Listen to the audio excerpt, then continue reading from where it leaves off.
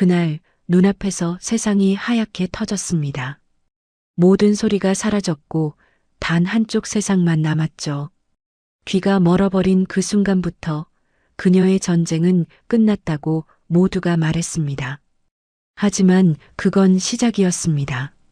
조용한 교육대의 밤, 창고 안에서 들린 낯선 엔진 소리. 그녀는 그날 깨달았습니다. 진짜 적은 철책 너머가 아니라 바로 곁에 있었다는 걸.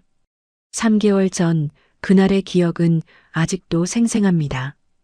DMZ 인근 GOP 초소 뒤편 새벽 안개가 자욱하게 깔린 철책선 너머였어요. 북한군이 설치한 것으로 추정되는 급조 폭발물이 발견됐다는 보고가 들어왔습니다. 강민서는 특전사 폭발물 처리반장으로서 현장에 투입됐어요. 8년차 EOD 전문가였죠. 아프가니스탄에서 43건의 폭발물을 처리한 경력이 있었습니다. 그날도 평소처럼 침착했어요. 방호복을 입고 장비를 점검하고 현장으로 걸어갔습니다. 동료 3명이 50m 뒤에서 지켜보고 있었어요. 폭발물은 철책 기둥 밑에 묻혀 있었습니다. 민서는 무릎을 꿇고 조심스럽게 흙을 걷어냈어요. 손끝으로 전해지는 금속의 차가운 촉감이 느껴졌죠. 2차 장치 확인 중입니다. 민서가 무전기에 대고 말했어요. 목소리는 흔들림이 없었습니다. 그런데 그때였어요. 예상치 못한 곳에서 작은 철사가 튕겨나왔습니다. 민서의 손이 멈췄어요. 심장이 빠르게 뛰기 시작했죠. 부비트랩이다. 순간 판단했습니다. 하지만 이미 늦었어요. 철사는 5m 떨어진 곳에 또 다른 폭발물과 연결되어 있었습니다. 모두 대피. 민서가 소리쳤어요. 하지만 그 목소리가 끝나기도 전에 세상이 하얗게 변했습니다. 민서의 몸이 공중으로 튕겨나갔어요. 귀에서 B- 하는 고음이 울렸습니다. 그리고 갑자기 모든 소리가 사라졌죠. 왼쪽 귀에서요. 땅에 떨어진 민서는 고개를 들었어요. 입을 벌려 동료들을 불렀지만 자신의 목소리조차 제대로 들리지 않았습니다. 세상이 반쪽이 된 것 같았어요. 동료들이 달려왔습니다. 입만 움직이고 있었어요. 민서는 그들의 표정에서 공포를 읽을 수 있었죠. 병원에서 깨어났을 때 의사가 말했습니다. 왼쪽 청각을 90% 상실했습니다. 특전사 현장 복귀는 어렵습니다. 그 말이 무슨 뜻인지 민서는 알고 있었어요. 사실상 전역이라는 뜻이었습니다. 지금 민서는 강원도 특전사 교육대에 있습니다. 의병 전역 심사를 기다리는 동안 임시 교관으로 배치된 거예요. 신병들에게 기초 전술과 장비 사용법을 가르치는 일이었죠. 8년 동안 최전선에서 싸우던 사람에게 후방 교육은 쉽지 않았어요. 아침 점호 시간이었습니다. 신병들이 일제히 자세를 바로잡았어요.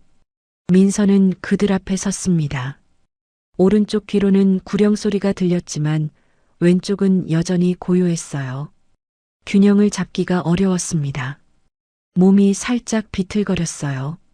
신병 한 명이 걱정스러운 눈빛으로 민서를 봤죠. 민서는 재빨리 자세를 바로잡았습니다. 아무렇지 않은 척했어요. 오늘은 장비 점검을 실시합니다. 3번 창고로 이동하세요. 목소리에 힘을 주려고 애썼습니다.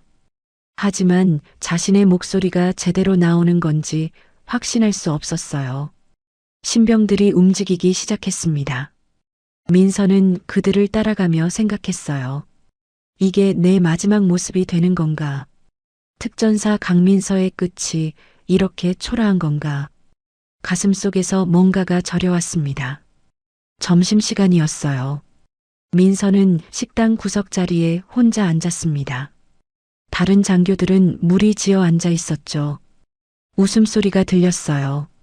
오른쪽 귀로만요. 왼쪽에서 들리는 소리는 언제나 텅 비어 있었습니다.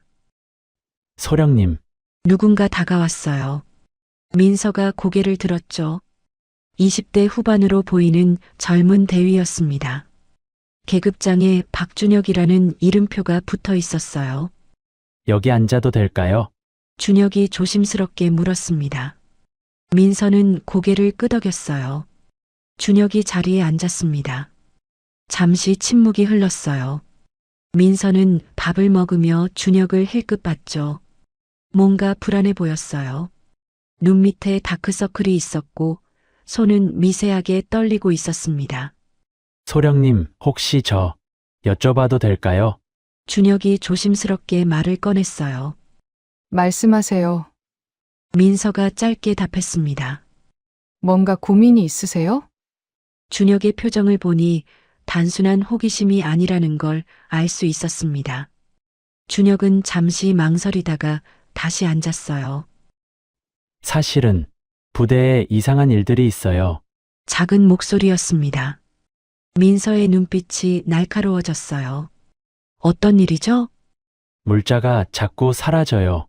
장부에는 있는데 실제로는 없고. 저는 보급과 소속이라 알 수 있었어요. 준혁의 손이 떨렸습니다. 민서는 그를 가만히 바라봤어요. 뭔가 심각한 일이라는 느낌이 들었죠. 구체적으로 말씀해 주세요. 전투 식량, 방한복, 야전 침낭. 매달 조금씩 사라져요. 처음엔 실수인 줄 알았어요. 근데 3년째예요. 준혁이 고개를 숙였습니다. 보고는 안 했나요? 민서가 물었어요. 했어요. 2년 전에. 근데 준혁이 말을 멈췄습니다. 근데요? 오히려 제가 문책당했어요. 부대 분위기 해친다고. 준혁의 목소리에 억울함이 묻어났습니다. 민서는 숨을 깊이 들이마셨어요. 뭔가 잘못되어 있다는 걸 직감했죠. 담당 상관이 누구죠? 이태준 중령님입니다. 31사단 보급 참모. 그 이름을 듣는 순간 민서는 알 수 없는 불안감을 느꼈어요. 그날 저녁이었습니다. 민서는 부대 물자 창고로 향했어요. 다음 날 신병 훈련에 필요한 로프와 카라비너를 미리 확인하려고 했죠. 해가 지고 있었습니다. 창고는 부대 외곽에 있어서 조용했어요. 민서는 창고 문을 열었습니다. 불을 켰죠. 선반에 정리된 장비들이 보였어요. 민서는 목록을 확인하기 시작했습니다.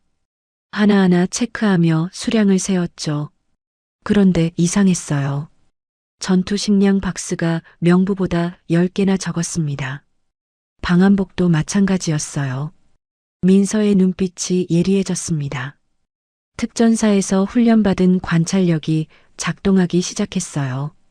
바닥을 살폈습니다. 타이어 자국이 있었어요. 창고 안쪽까지 이어져 있었죠. 최근 것 같았습니다. 민서는 무릎을 꿇고 자국을 자세히 봤어요. 트럭 타이어였습니다. 그것도 대형 트럭이었죠. 왜 대형 트럭이 창고 안까지 들어왔지? 의문이 들었어요. 그때였습니다. 밖에서 엔진 소리가 들렸어요. 오른쪽 귀로 희미하게 들렸죠. 민서는 재빨리 불을 껐습니다. 그리고 창고 구석으로 몸을 숨겼어요. 트럭 한 대가 후진하며 창고 쪽으로 들어왔습니다. 헤드라이트 불빛이 창고 안을 비쳤어요. 민서는 숨을 죽였죠. 트럭이 멈췄습니다. 운전석에서 두 사람이 내렸어요. 한 명은 군복을 입고 있었고 다른 한 명은 민간인 복장이었습니다. 군복 입은 남자의 어깨에 계급장이 보였어요. 중령이었습니다. 민서의 심장이 빠르게 뛰기 시작했어요. 두 사람은 창고 안으로 들어왔습니다. 손전등을 켰죠. 오늘은 이것만 싣고 가. 중령이 말했어요. 알겠습니다. 그런데 이번 달 물량이 좀 적은데요? 민간인 남자가 물었습니다. 다음 달에 많이 줄게. 지금은 감사 기간이라 조심해야 돼. 중령의 목소리였어요. 민서는 그들의 대화를 들으며 온몸이 굳어지는 걸 느꼈습니다. 횡령이다. 확신했어요. 두 사람은 전투 식량 박스를 트럭에 싣기 시작했습니다. 하나, 둘, 셋. 10개가 넘었어요. 민서는 핸드폰을 꺼냈습니다. 사진을 찍으려고 했죠. 하지만 그 순간 실수했어요. 핸드폰에서 작은 소리가 났습니다. 카메라 셔터음이었어요. 중령이 멈춰섰습니다. 뭐야, 지금? 손전등 불빛이 민서 쪽을 향했어요. 민서는 더 이상 숨을 수 없다는 걸 알았습니다. 천천히 일어섰어요. 불빛이 민서의 얼굴을 비췄습니다. 중령이 눈을 가늘게 떴어요. 너 누구야? 목소리에 경계심이 묻어났습니다. 민서는 침착하게 대답했어요. 강민서 소령입니다. 특전사 교육대 소속. 중령의 표정이 변했습니다. 처음엔 당황이었어요. 그 다음엔 무시였죠. 아, 그 귀먹은 여자 장교구나. 중령이 비웃었어요. 귀먹은 여자. 그 말이 날카롭게 파고들었어요. 여기 왜 들어왔어? 중령이 다가왔습니다. 민서와의 거리가 2미터 정도 남았어요. 물자 점검 중이었습니다. 민서가 차분하게 말했어요. 점검. 지금 밤 9시에? 중령이 의심스럽게 물었습니다. 내일 훈련 준비 때문입니다. 민서는 흔들리지 않았어요. 중령은 민서를 위아래로 훑어봤습니다. 그리고 민간인 남자에게 눈짓했어요. 민간인 남자가 황급히 트럭으로 뛰어갔습니다. 엔진이 걸리는 소리가 들렸어요. 중령이 민서에게 한 걸음 더 다가왔습니다. 소령, 똑똑한 사람은 보고도 못 본 척하는 법을 알아. 협박이었어요. 민서는 중령을 똑바로 바라봤습니다. 중령님, 지금 하시는 일이 군영법 위반인 거 아십니까? 중령의 얼굴이 일그러졌어요. 뭐? 이 계집이 지금? 순간 중령의 손이 움직였습니다. 민서의 어깨를 밀었어요. 민서는 뒤로 비틀거렸지만 넘어지지 않았습니다. 특전사 훈련받은 몸이 본능적으로 균형을 잡았죠. 어차피 나갈 사람이 쓸데없이 참견하지 마. 내가 뭘 안다고? 중령이 내뱉듯 말했어요. 그리고 돌아서서 창고를 나갔습니다. 트럭이 출발했어요. 빨간 후미등이 어둠 속으로 사라졌습니다. 민서는 혼자 남았어요. 창고 안은 다시 고요해졌습니다. 민서는 그 자리에 그대로 서 있었어요. 손이 떨리고 있었죠. 화가 났습니다. 귀먹은 여자, 어차피 나갈 사람, 쓸데없이 참견하지 마. 그 말들이 머릿속에서 계속 울려 퍼졌어요. 민서는 주먹을 쥐었어요. 나는 아직 군인이다. 이 군복을 벗기 전까지는 결심이 섰습니다. 민서는 핸드폰을 꺼냈어요. 비록 흐릿하지만 사진이 몇 장 찍혀 있었습니다. 중령의 뒷모습, 트럭 번호판, 그리고 전투 식량 박스들이 보였어요. 증거였습니다. 민서는 바닥에 남은 타이어 자국을 다시 살폈어요. 폭발물 처리 전문가로서 훈련받은 관찰력이 작동했죠. 자국의 깊이, 폭, 패턴을 분석했습니다. 대형 트럭, 2.5톤급, 머릿속으로 계산했어요. 창고 문틈에 떨어진 종이 조각도 발견했습니다. 민서는 조심스럽게 집어들었어요. 대한유통 주식회사. 희미하게 인쇄된 글자가 보였습니다. 숙소로 돌아온 민서는 책상 앞에 앉았습니다. 낡은 수첩을 꺼냈어요. 조사일지 1일차. 그리고 오늘 본 것들을 하나하나 기록하기 시작했어요. 시간, 장소, 인물, 대화 내용, 증거물 목록. 한 글자도 빠뜨리지 않았습니다. 창밖으로 부대의 불빛들이 보였어요. 초소마다 불이 켜져 있었죠. 민서는 펜을 내려놓고 창문을 봤습니다. 이게 내 마지막 임무가 될지도 몰라. 하지만 이 군복을 입고 있는 동안 나는 끝까지 책임을 다할 거야. 결심은 확고했습니다. 침대에 누웠지만 잠들 수 없었어요. 천장을 보며 민서는 다짐했습니다. 증거를 모으자. 체계적으로 조심스럽게. 폭발물 처리할 때처럼요. 한 발 한 발 신중하게. 그렇게 첫날 밤이 깊어갔습니다. 다음 날 아침 민서는 일찍 일어났어요. 잠을 제대로 못 잤습니다. 머릿속이 복잡했거든요. 어젯밤 창고에서 본 일들이 계속 떠올랐죠. 세면대 앞에 섰어요. 거울 속 자신을 봤습니다. 눈 밑에 다크서클이 생겨 있었어요. 얼굴도 창백했죠. 정신 차려. 민서는 찬물로 얼굴을 씻었습니다. 차가운 물이 정신을 깨웠어요. 군복을 입었어요. 단추를 하나하나 채우며 마음을 가다듬었죠. 오늘부터 본격적으로 조사를 시작한다. 거울 속 자신에게 다짐했습니다. 아침 점호가 끝나고 민서는 행정실로 향했어요. 부대 물자 관리 시스템에 접근하려면 컴퓨터가 필요했거든요. 행정실은 한산했습니다.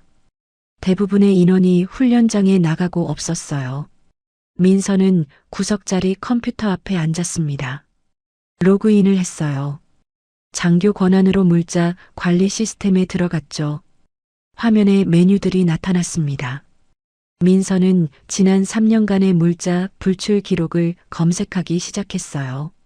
날짜별로, 품목별로 하나하나 확인했죠. 민서의 눈빛이 점점 날카로워졌어요. 패턴이 보이기 시작했거든요. 매달 15일과 말일 정확히 2차례씩 대량의 물자가 불출되고 있었습니다. 전투 식량, 방한복, 야전 침낭, 군화까지 훈련 소모라고 기록되어 있었어요. 하지만 이상했습니다. 민서는 같은 기간의 훈련 일정표를 열어봤어요. 불출 날짜와 훈련 일정이 맞지 않았습니다. 훈련이 없는 날에도 물자가 나간 거예요. 확실해. 민서는 화면을 캡처했습니다. 증거로 남겨야 했거든요. USB에 파일을 복사하기 시작했어요. 그때였습니다. 소령님, 뭐 하세요? 뒤에서 목소리가 들렸어요. 민서는 깜짝 놀랐지만 표정을 감췄습니다. 천천히 돌아봤어요. 준혁이었어요. 어제 식당에서 만났던 그 대위였죠. 아, 대위님. 자료 좀 찾고 있어요. 민서가 자연스럽게 말했습니다. 준혁은 민서를 조심스럽게 바라봤어요. 뭔가 말하고 싶은 표정이었죠. 소령님, 혹시 준혁이 주위를 살폈습니다. 아무도 없는 걸 확인하고 나서 작게 말했어요. 혹시 어젯밤 3번 창고에 가셨었나요? 왜 그렇게 생각하시죠? 오늘 아침 이태준 중령님이 화가 나 계셨어요. 누군가 창고에 침입했다고. 준혁의 목소리가 떨렸습니다. 민서는 준혁을 똑바로 봤어요. 대위님, 지금 저한테 뭘 물으시는 건가요? 소령님, 위험합니다. 이태준 중령은 그냥 넘어갈 사람이 아니에요. 준혁의 얼굴에 걱정이 가득했어요. 민서는 잠시 생각했습니다. 준혁을 믿어도 될까? 어제 식당에서 나눈 대화가 떠올랐어요. 준혁도 이 문제를 알고 있었죠. 그리고 고민하고 있었고요. 대위님, 민서가 입을 열었어요. 저와 함께 하실 생각 있으세요? 준혁의 눈이 커졌습니다.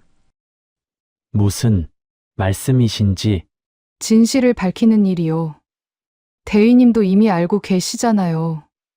뭔가 잘못되어 있다는 걸. 민서의 목소리는 낮지만 단호했어요. 준혁은 입술을 깨물었습니다. 손이 떨리고 있었죠. 두렵습니다. 솔직한 고백이었어요. 민서는 고개를 끄덕였습니다. 당연히 두렵죠. 저도 두려워요. 그런데 왜? 그래도 해야 하니까요. 이게 옳은 일이니까. 민서의 눈빛이 흔들리지 않았어요. 준혁은 한참 동안 민서를 바라봤습니다. 그리고 천천히 고개를 끄덕였어요. 도와드리겠습니다. 작지만 확실한 대답이었습니다. 그날 저녁 민서는 오토바이를 타고 부대를 나섰어요. 핸드폰 앱에는 이태준의 차량 위치가 표시되고 있었습니다. 어젯밤 몰래 부착한 GPS 추적기 덕분이었어요. 이태준의 차는 경기도 이천 방향으로 움직이고 있었어요.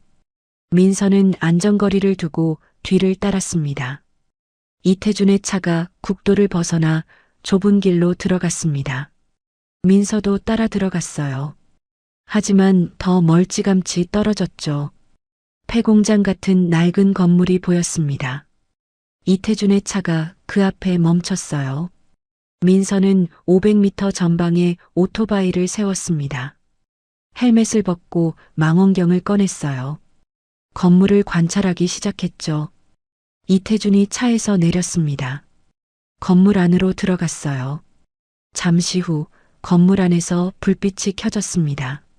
민서는 망원경으로 창문을 들여다봤어요. 그리고 숨이 멎었습니다. 건물 안에 군용 물자, 상자들이 가득 쌓여 있었거든요.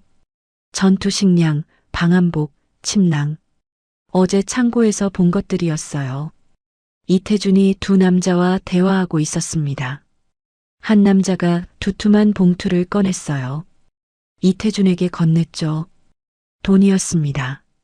민서는 재빨리 카메라를 꺼냈어요. 고성능 DSLR이었죠. 셔터를 눌렀습니다. 찰칵, 찰칵, 찰칵. 날짜와 시간, GPS 좌표가 자동으로 기록됐어요. 증거 확보. 민서는 속으로 외쳤습니다. 그런데 바로 그때였어요. 나무 위에 앉아있던 까마귀가 갑자기 울었습니다. 까악까악. 시끄러운 소리였어요. 건물 안 남자들이 고개를 돌렸습니다. 창문 쪽을 봤어요. 민서는 황급히 몸을 숨겼습니다. 나무 뒤로 재빨리 움직였죠. 심장이 미친 듯이 뛰었어요. 발소리가 들렸습니다. 누군가 건물 밖으로 나오고 있었어요. 민서는 숨을 죽였습니다. 왼쪽 귀가 들리지 않아 뒤쪽 소리를 감지할 수 없었어요. 불안했죠. 땅의 미세한 진동을 느끼려고 애썼습니다. 특전사 훈련 때 배운 기술이었어요. 발걸음이 가까워졌어요. 10m, 5m. 민서는 몸을 더욱 낮췄습니다. 남자가 민서가 숨은 나무 바로 앞까지 왔어요. 아무것도 없는데요. 남자가 건물 쪽을 향해 소리쳤습니다. 확실해. 이태준의 목소리였어요. 네, 까마귀였나 봅니다. 그래, 들어와. 남자가 돌아갔어요. 민서는 그제야 숨을 내쉬었습니다. 온몸에 식은땀이 흘렀어요. 위험했어. 하지만 증거는 확보했습니다. 민서는 조심스럽게 그 자리를 빠져나왔어요. 부대로 돌아온 민서는 사물함을 열었습니다. 그런데 이상했어요. 사물함 안에 쪽지 하나가 놓여 있었거든요. 민서는 쪽지를 집어들었어요. 소령님, 제가 도와드리고 싶습니다. 하지만 직접 만날 수는 없습니다. 내일 밤 10시 3번 창고에 증거를 남겨두겠습니다. 양심을 지키고 싶은 사람. 필체를 보자마자 알았어요. 준혁이었습니다. 민서는 쪽지를 주머니에 넣었어요. 다음 날 밤 10시 3번 창고. 민서는 약속 장소에 도착했어요. 어둠 속에서 누군가 기다리고 있었습니다. 준혁이었어요. 대위님, 민서가 조용히 불렀어요. 준혁이 고개를 돌렸습니다. 달빛에 비친 그의 얼굴은 창백했어요. 소령님, 준혁의 목소리가 떨렸습니다. 왜 이렇게 위험한 방법을 쓰셨어요? 민서가 물었어요. 이태준 중령이 저를 의심하고 있어요. 직접 만나면 들킬 것 같았습니다. 준혁이 주머니에서 USB를 꺼냈어요. 이게 뭐죠? 지난 3년간의 실제 거래 장부입니다. 중령님이 모르게 제가 백업해뒀어요. 민서는 USB를 받았습니다. 대위님, 이거 발각되면 어떻게 하려고 했어요? 그래서 지금 드리는 겁니다. 소령님이라면 제대로 사용하실 거라고 믿어요.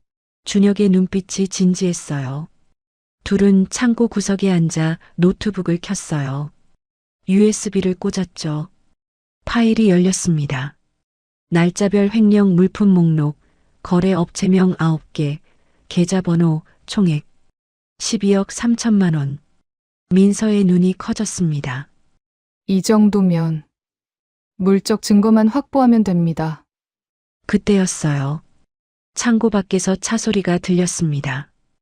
헤드라이트 불빛이 창문을 통해 들어왔어요. 민서와 준혁은 재빨리 몸을 숨겼습니다. 뭔가 이상해. 이태준의 목소리였습니다. 민서의 심장이 얼어붙었어요. 누가 냄새 맡고 있는 것 같아. 이태준이 전화 통화를 하고 있었어요. 서둘러서 물건들 옮겨. 일주일 안에. 민서와 준혁은 눈빛을 교환했습니다. 시간이 없다. 둘 다 같은 생각이었어요. 이태준의 차가 떠났습니다. 민서는 천천히 일어섰어요. 대위님, 빨리 움직여야 합니다. 어떻게 하실 건가요? 군수사령부에 정식으로 신고해야 해요. 특별조사팀을 편성해달라고요. 민서의 목소리는 단호했습니다. 준혁이 고개를 끄덕였어요. 제가 할 수 있는 일이 있으면 말씀해 주세요. 이미 충분히 하셨어요. 이제는 제 몫입니다. 민서가 USB를 가방에 넣으며 말했습니다. 둘은 창고를 빠져나왔어요. 진짜 싸움은 이제부터였어요. 민서는 다음 날 아침 일찍 서울로 향했어요. 군수사령부 감찰부를 찾아가기 위해서였죠. 가방 안에는 USB와 사진들이 들어 있었습니다. 군수사령부 건물은 웅장했습니다. 민서는 경비병에게 경례를 하고 안으로 들어갔어요. 3층 감찰부 사무실 문 앞에 섰습니다. 깊게 숨을 들이마셨어요. 노크했습니다. 들어오세요. 안에서 목소리가 들렸어요. 민서는 문을 열고 들어갔습니다. 책상 뒤에 대령 한 명이 앉아 있었어요. 40대 중반쯤 되어 보였죠. 강민서 소령입니다. 중요한 제보가 있어서 왔습니다. 중령은 민서를 위아래로 훑어봤어요. 앉으세요. 무슨 일이죠? 31사단 보급참모 이태준 중령의 군수품 횡령 사건입니다. 민서가 단도직입적으로 말했어요. 중령의 표정이 미묘하게 변했습니다. 횡령이라. 심각한 의혹이네요. 증거가 있습니까? 여기 있습니다. 민서는 가방에서 USB를 꺼냈어요. 그리고 사진들도 펼쳐놓았죠. 중령이 사진들을 집어들었습니다. 하나하나 살펴봤어요. 표정이 점점 굳어졌습니다. 이건 확실한 증거네요. USB에는 3년간의 거래 내역이 들어 있습니다. 총 12억 원 상당입니다. 민서의 목소리는 떨리지 않았어요. 중령은 USB를 컴퓨터에 꽂았습니다. 파일을 열어봤죠. 잠시 침묵이 흘렀어요. 중령이 한숨을 쉬었습니다. 소령님, 이건 중령급 장교에 대한 심각한 의혹입니다. 알고 있습니다. 증거가 더 확실해야 합니다. 물적 증거 말입니다. 중령이 조심스럽게 말했어요. 민서의 가슴이 답답해졌습니다. 이 정도로는 부족하다는 말씀이십니까? 충분히 의심할 만하지만 공식 조사를 시작하려면 더 명확한 증거가 필요합니다. 중령의 목소리에는 미안함이 묻어났어요. 민서는 주먹을 쥐었습니다. 알겠습니다. 물적 증거를 확보하겠습니다. 소령님, 위험하지 않습니까? 괜찮습니다. 민서는 자리에서 일어났어요. 중령이 민서를 불렀습니다. 소령님, 조심하세요. 상대가 만만치 않을 겁니다. 민서는 고개를 끄덕이고 사무실을 나왔어요. 복도를 걷는데 다리에 힘이 풀렸습니다. 벽에 기대어 섰어요. 아직 부족해. 좌절감이 밀려왔습니다. 하지만 포기할 수는 없었어요. 토요일 새벽 3시였어요. 민서와 준혁은 이천 창고 인근에 도착했습니다. 1km 떨어진 곳에 차를 세웠어요. 민서는 전술 장비를 착용했습니다. 야간 투시경, 로프, 통신 장비까지 마치 작전을 나가는 것 같았어요. 둘은 조심스럽게 창고로 다가갔어요. 어둠 속에서 건물 윤곽이 보였습니다. 대위님은 1층 정문 쪽을 감시하세요. 알겠습니다. 준혁이 자리를 잡았어요. 민서는 로프를 꺼냈습니다. 벽을 타고 올라가기 시작했어요. 특전사 훈련 때 수없이 연습한 동작이었죠. 2층 창문에 도착했습니다. 조심스럽게 창문을 열었어요. 안으로 들어갔습니다. 야간 투시경을 통해 내부가 보였어요. 민서의 숨이 멎었습니다. 창고 안은 거대한 군수품 저장소였어요. 전투 식량 팔레트가 12개나 쌓여 있었습니다. 방한복 박스도 50개가 넘었어요. 이 정도면 민서는 스마트폰을 꺼냈어요. 동영상 촬영을 시작했습니다. 상자마다 찍힌 군부대 마크와 일련 번호를 하나하나 찍었어요. 충분한 증거를 확보했어요. 민서는 돌아서려고 했습니다. 그때였어요. 발에 뭔가 걸렸습니다. 가느다란 철사였어요. 민서의 몸이 얼어붙었습니다. 폭발물 처리 전문가의 본능이 작동했어요. 즉시 움직임을 멈췄죠. 손전등으로 바닥을 비췄습니다. 철사는 문 쪽으로 이어져 있었어요. 그곳에는 작은 장치가 설치되어 있었습니다. 폭발물이었어요. 민서의 심장이 미친 듯이 뛰었습니다. 부비트랩. 손이 떨렸어요. 3개월 전 DMZ에서의 기억이 떠올랐습니다. 그때의 폭발, 그 순간의 공포. 안 돼. 진정해. 민서는 깊게 숨을 들이마셨어요. 무전기를 켰습니다. 대위님, 건물에 폭발물 있습니다. 뭐라고요? 준혁의 목소리가 떨렸어요. 해체할 테니 밖에서 대기하세요. 소령님, 혼자 위험합니다. 3분이면 됩니다. 민서가 차분하게 말했어요. 하지만 속은 두려움으로 가득했습니다. 손전등을 입에 물었어요. 다목적 나이프를 꺼냈죠. 장치를 자세히 살폈습니다. 타이머가 보였어요. 빨간 불빛이 깜빡이고 있었습니다. 삐, 삐, 경고음이 들렸어요. 오른쪽 귀로만 희미하게요. 왼쪽에서는 소리가 안 들려. 불안했습니다. 하지만 집중해야 했어요. 타이머를 확인했습니다. 2분 30초 남았어요. 민서는 손을 뻗었습니다. 장치 뚜껑을 조심스럽게 열었어요. 내부가 보였습니다. 빨간 선 3개, 파란 선 2개, 노란 선 1개. 어떤 걸 끊어야 하지? 머릿속이 복잡해졌어요. 시간은 계속 흘러갔습니다. 2분. 민서는 각 선의 연결을 분석했어요. 노란 선이 전원 공급선이야. 판단했습니다. 하지만 확신이 없었어요. 1분 30초. 손이 떨렸습니다. 틀리면 폭발해. 두려움이 밀려왔어요. 깊게 숨을 들이마셨습니다. 노란 선에 나이프를 댔습니다. 1분. 할 수 있어. 작게 중얼거렸어요. 칼날을 움직였습니다. 슥. 노란 선이 끊어졌어요. 타이머가 멈췄습니다. 47초를 남기고요. 민서는 주저앉았습니다. 온몸에 힘이 풀렸어요. 무전기에서 준혁의 목소리가 들렸어요. 소령님, 응답하세요. 완료했습니다. 안전합니다.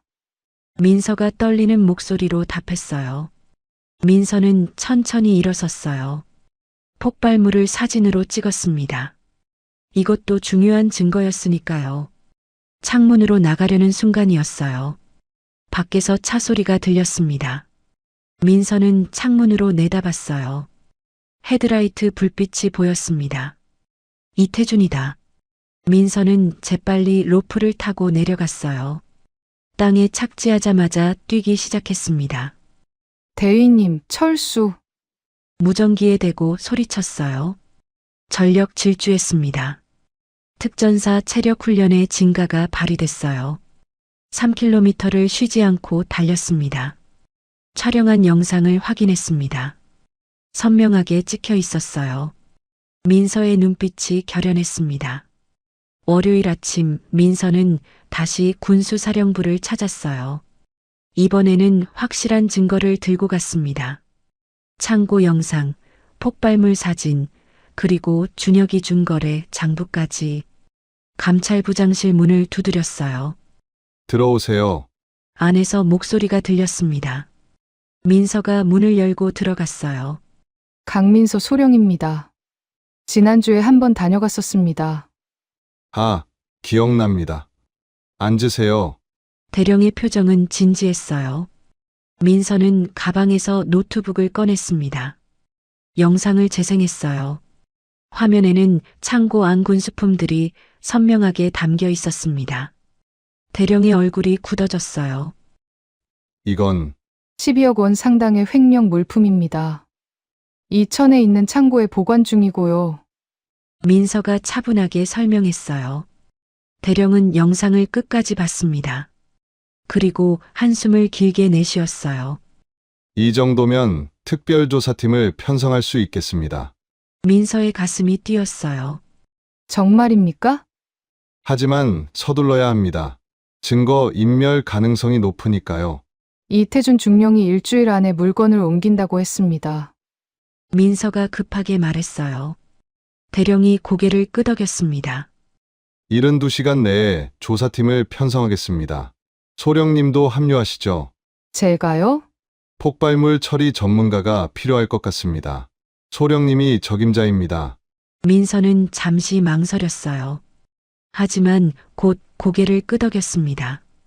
알겠습니다. 화요일 저녁 부대 식당이었어요. 민서는 구석자리에 앉아 저녁을 먹고 있었습니다. 그때 누군가 다가왔어요. 이태준이었습니다. 민서의 심장이 쿵 하고 내려앉았어요. 이태준이 민서 맞은편에 앉았습니다. 소령님, 요즘 바쁘신가 봐요. 목소리에는 가시가 돋쳐 있었어요. 민서는 침착하게 대답했습니다. 교육 업무가 있어서요. 그래요? 근데 제가 들으니까 소령님이 이상한 데 다니신다던데요. 이태준의 눈빛이 날카로웠어요. 민서는 숟가락을 내려놓았습니다. 무슨 말씀이신지 모르겠습니다. 토요일 새벽에 이천 쪽에 계셨죠? 민서의 몸이 굳었어요. 하지만 표정은 바꾸지 않았어요. 중령님, 제가 왜 이천에 가야 하죠? 그게 저도 궁금해서요. 이태준이 몸을 앞으로 기울였습니다. 소령님, 똑똑한 사람은 자기 일이나 신경 쓰는 법입니다. 협박이었어요. 민서는 이태준을 똑바로 봤습니다. 중령님도 본인 일이나 신경 쓰시는 게 좋을 것 같은데요. 이태준의 얼굴이 일그러졌어요. 뭐라고? 들으셨을 겁니다. 민서가 차갑게 말했어요. 주변이 조용해졌습니다. 다른 장교들이 둘을 쳐다보기 시작했어요. 이태준은 주먹을 쥐었습니다. 하지만 폭발하지는 않았어요. 대신 비웃었죠. 소령님, 후회하실 겁니다. 그리고 자리에서 일어났어요. 식당을 나갔습니다. 민서는 그 자리에 앉아 있었어요. 손이 떨리고 있었습니다. 수요일 저녁 7시였어요. 민서는 군수사령부 특별조사팀과 함께 작전 회의를 하고 있었습니다. 팀장은 송재민 중령이었어요. 베테랑 조사관이었죠. 오늘 밤 8시 이천 창고를 급습합니다. 송재민이 지도를 펼치며 말했어요. 이태준 중령이 오늘 마지막 거래를 할 예정입니다. 현행범으로 잡을 겁니다. 조사팀원들이 고개를 끄덕였어요. 강소령님은 폭발물 담당입니다. 혹시 모를 상황에 대비해 주세요. 알겠습니다. 민서가 대답했어요. 회의가 끝났습니다. 조사팀은 이천으로 출발했어요. 민서도 차에 올랐습니다. 저녁 7시 50분, 창고 1km 전방이었어요. 조사팀과 헌병 15명이 대기하고 있었습니다. 민서는 전술조끼를 입고 있었어요. 송재민이 쌍안경으로 창고를 관찰했습니다. 트럭 3대 도착했습니다. 승용차도 5대 보입니다. 조사팀원이 보고했어요. 민서도 쌍안경을 들었습니다. 창고 앞에 이태준이 보였어요. 그 옆에 민간인 복장의 남자들이 있었죠. 물건을 트럭에 싣기 시작했습니다. 현행범 체포를 위해 적재가 끝날 때까지 대기합니다. 송재민이 지시했어요. 시간이 천천히 흘렀습니다. 민서의 손바닥에 땀이 났어요. 30분이 지났습니다. 적재가 거의 끝나가고 있었어요. 준비하세요. 송재민이 말했습니다. 조사팀원들이 긴장했어요. 출동. 일제히 움직였습니다. 헌병들이 사방에서 창고를 포위했어요. 군수사령부 특별조사팀이다. 모두 손 들고 엎드려. 송재민의 목소리가 울려 퍼졌습니다. 이태준이 얼굴이 하얗게 변했어요. 뭐야? 당황하며 도망치려 했습니다. 하지만 출구마다 헌병이 있었어요. 움직이지 마십시오. 이태준은 그 자리에 멈춰 섰습니다. 민서가 천천히 다가갔어요. 이태준이 민서를 봤습니다. 눈이 부릅떴어요. 너, 내가 한 짓이구나. 목소리가 떨렸습니다. 민서는 아무 말도 하지 않았어요. 다만 조용히 그를 바라봤죠. 귀 먹은 년이 주제도 모르고. 이태준이 소리쳤어요. 헌병들이 그를 제압했습니다. 이태준은 바닥에 쓰러졌어요. 수갑이 채워졌습니다. 민서는 그 모습을 지켜봤어요. 가슴이 복잡했습니다. 승리의 기쁨보다는 허전함이 더 컸어요. 송재민이 민서에게 다가왔습니다. 소령님, 창고 내부를 확인해 주시겠습니까? 알겠습니다.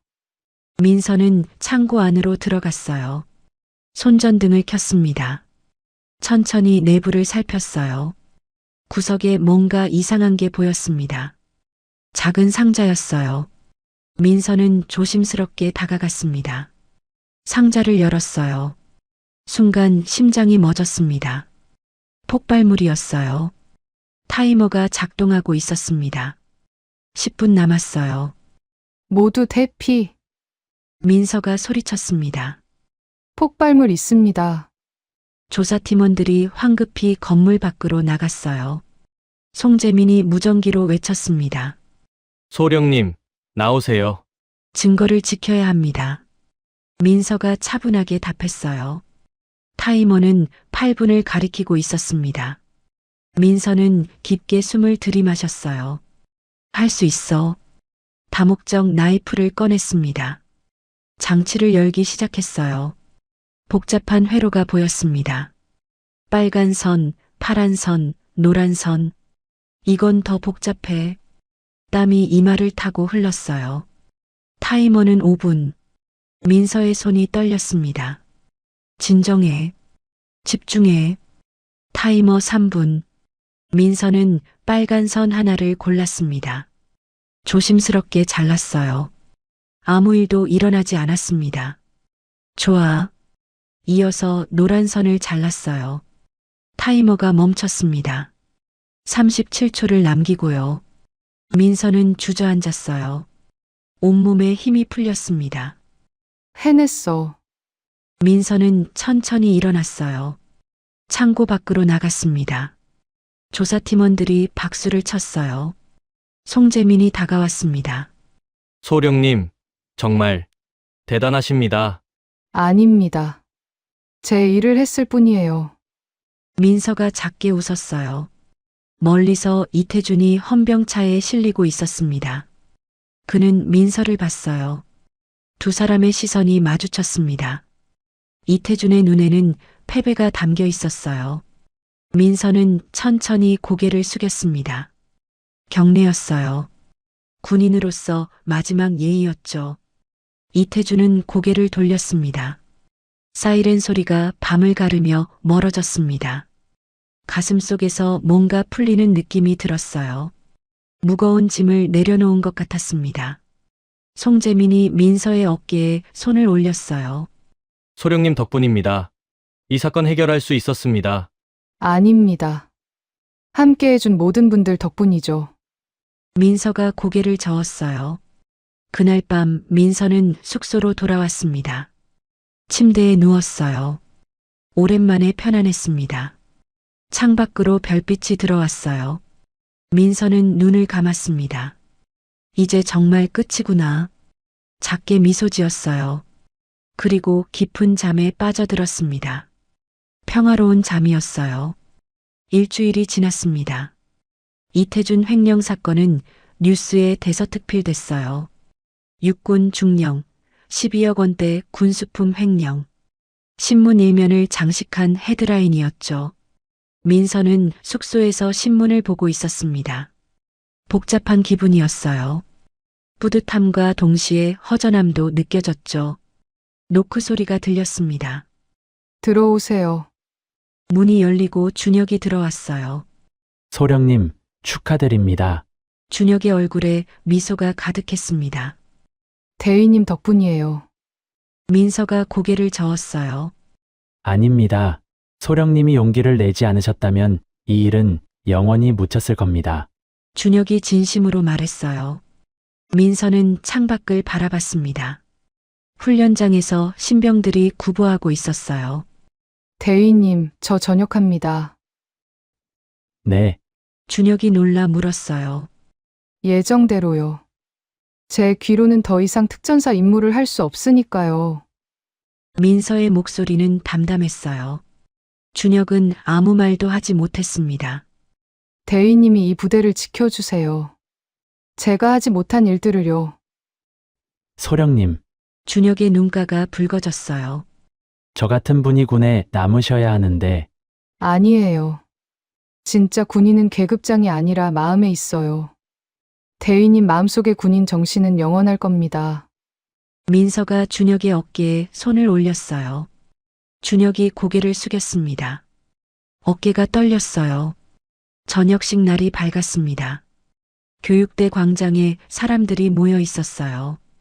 민서가 가르쳤던 신병들, 젊은 장교들, 그리고 준혁도 있었죠. 민서는 군복을 입고 그들 앞에 섰습니다. 여러분, 짧은 시간이었지만 함께할 수 있어서 영광이었습니다. 민서가 말했어요. 목소리가 조금 떨렸습니다. 여러분이 대한민국을 지켜주세요. 정의롭게, 용기 있게. 신병 한 명이 손을 들었어요. 소령님, 저희에게 마지막으로 한 말씀 부탁드립니다. 민서는 잠시 생각했습니다. 그리고 입을 열었어요. 진짜 용기는 계급장이 아니라 양심에서 나옵니다. 그걸 잊지 마세요. 신병들이 일제히 경례를 붙였습니다. 소령님, 수고하셨습니다. 우렁찬 목소리가 광장을 가득 채웠어요. 민서도 경례로 답했습니다. 눈가가 뜨거워졌어요. 하지만 눈물은 참았습니다. 숙소로 돌아온 민서는 군복을 벗었어요. 천천히 하나하나 단추를 풀었습니다. 8년을 함께한 옷이었어요. 소령 계급장을 떼어냈습니다. 손바닥 위에 올려놓고 한참 바라봤어요. 이제 끝이구나. 군복을 깔끔하게 접었습니다. 가방에 넣었어요. 그리고 사복으로 갈아입었죠. 청바지와 후드티, 평범한 옷이었습니다. 거울을 봤어요. 낯선 모습이었습니다. 하지만 나쁘지 않았어요. 짐을 챙겼습니다. 마지막으로 방을 둘러봤습니다. 여기서 보낸 시간들이 떠올랐어요. 안녕. 작게 중얼거렸습니다. 그리고 문을 닫았어요. 부대 정문을 나섰습니다. 경비병들이 마지막 경례를 붙였어요. 민서도 답례했습니다. 이제 민간인이었지만 습관처럼 손이 올라갔죠. 정문 밖에 차 한 대가 서 있었습니다. 철우의 차였어요. 오빠, 민서가 차에 올라탔습니다. 철우가 동생을 보며 빙그레 웃었어요. 수고했어, 민서야. 응. 차가 출발했습니다. 사이드 미러로 부대가 점점 멀어지는 게 보였어요. 민서는 그것을 가만히 바라봤습니다. 가슴 한편이 아렸어요. 후회돼. 철우가 물었습니다. 아니, 전혀. 민서가 고개를 저었어요. 그럼 됐다. 철우가 운전대를 잡으며 말했습니다. 이제 어떻게 할 거야? 좀 쉬다가 오빠처럼 산악 구조대 일 배우고 싶어. 좋은 생각이야. 내 특전사 기술이면 최고의 구조대원 될 거야. 철우의 목소리에 자부심이 묻어났어요. 민서는 창밖을 봤습니다. 산이 보였어요. 푸르고 높은 산이었죠. 새로운 시작이구나. 그렇게 그녀의 이야기는 새로운 장을 열었습니다. 끝이 아닌 또 다른 시작이었어요. 산 너머로 해가 지고 있었습니다. 하지만 내일이면 다시 떠오를 거예요. 항상 새롭게 하지만 변함없이